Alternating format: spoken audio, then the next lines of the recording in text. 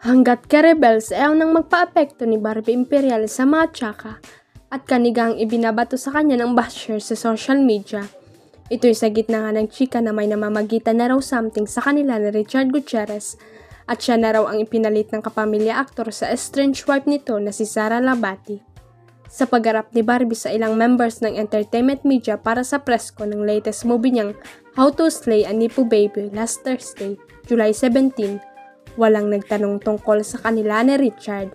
Kaya naman todo ang pasalamat niya sa mga umaten sa presko ng kalang pelikula at na-appreciate raw niya ang respetong ipinagkaloob sa kanya ng mga reporter.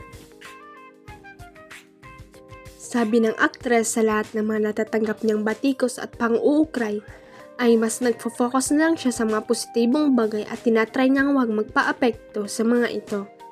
Parang lahat ng nakikita kahit isang anggulo lang puro negative. Actually, kapag nagbukas ka ng social media, parang kahit ang ganda ng ginawa ng tao sa isang bagay, may negative pa rin talaga. So I think yung secret talaga maging positive ka as long as alam mo sa sarili mo na wala kang ginagawang masama. Hayaan mo silang magsalita.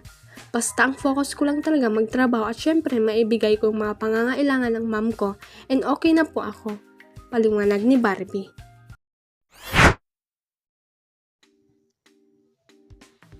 Obviously, pareho ng maligaya at kontento ang ex-couple ng sina Julia Barreto at Joshua Garcia sa kanilang personal na buhay. Ito ang dahilan kung bakit pumayag silang magsama muli sa isang pelikula kahit na alam nilang pagpepesta na naman ang kanilang past relationship. Siniguro rin ng dating magjowa na walang problema sa kanilang karelasyon ngayon ang muli nilang pagtatambal sa reunion movie nilang Unhappy For You mula sa Star Cinema at Viva Films. Going strong pa rin ang relasyon ni Julie sa kapamilya aktor na si Gerald Anderson habang kasisimula pa lamang ng love story ni Joshua at ng girlfriend niyang French-Filipino athlete na si Emilienne Figuier. Sa naganap na presko ng naturang pelikula nitong July 10 ay natanong sila kung nakaapekto ba sa kanilang respective partners ang kanilang pagbabalikan. Sagot ni Julia, I believe Josh and I both in our secure place in our lives. Kahit na gumawa pa kami ng 10 pelikula, ang intensyon naman nun hindi para makasira ng isang magandang bagay. Siguro we are both in secure position in our lives. We are fine, we're okay. Tingnan nyo, ang saya naming natapos yung Unhappy For You. Lahat ng nasa paligid namin masaya para sa amin. Minamahal pa rin kami. Pahayag ng aktres. Umagri naman si Joshua sa kanyang leading lady.